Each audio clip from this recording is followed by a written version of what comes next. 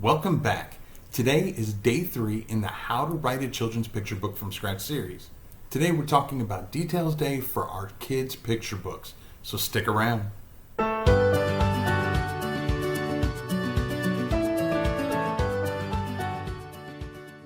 Hey Write Writers, Keith Wheeler here, and if you want to continue to get all the hints, tips, and tricks on how to make self-publishing easier, then be sure to subscribe to the channel, smash your little bell icon so you get alerted every time I put out a new video. In the previous video, I gave you some homework, and if you missed that video, there's a link to it right here. Go run on over, check that video out, and come right back here.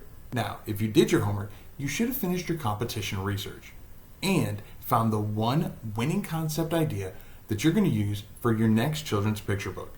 Now, I'm going to show you how to take that winning concept idea that you have and determine what the ideal book dimensions, number of pages, cover type, and even possible print-on-demand outlet to use. So without further ado, let's flip the screen around and let's get this party started. Just like last time, I'm going to go into incognito mode and I'm going to go to Amazon.com. I'm going to start off the exact same way we did our competition research, going to books, typing in my winning concept, which for mine is baby animal books. There we go. I'm going to scroll down to my ideal age group, which is 3 to 5. Here's where we dig a bit deeper. I'm going to go into the first 20 books I find and check out the details for that book. And then I'm going to enter it into my cheat sheet. If you want a copy of this exact same cheat sheet, just go to kwheelerbooks.com/cheat sheet and pick it up. I'll also include a link to it in the show notes below. Now here's a quick hack. If you hold down the control button and then the left mouse button, you can quickly open up each of these books in a new tab.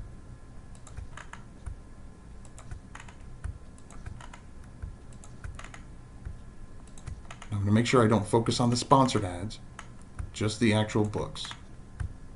Now I'm going to go into each one, and I'm going to look at the cover types. If there are multiple cover types, for example, these two, I'm going to list them in my sheet in order of the most popular based on the BSR or the bestseller rank. So for example, I'm going to start with the hardcover, and I'm going to scroll down, and this one is 312,526 in books, whereas the board book is number 99 in books. So when I go to my sheet, I'm going to put in the dimensions, and the dimensions is right here under product details, and the numbers you really care about are going to be the first number and the last number. The middle number we're not worried about because that's the width of the book, which is not relevant for our particular purposes. So the first one is going to be 5.4 by 5.4.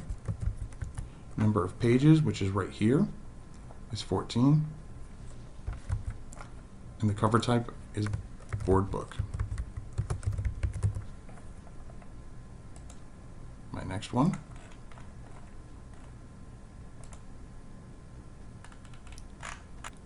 Now the hardcovers puts it in a different order, so it's a 6x6 and with a 1-inch width.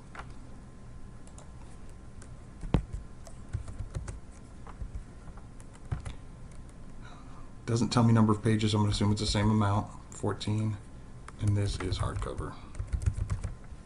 Once I have this info for the first 20 books in the list, I'm going to go through this cheat sheet and determine the most common trim size, page count, and cover type.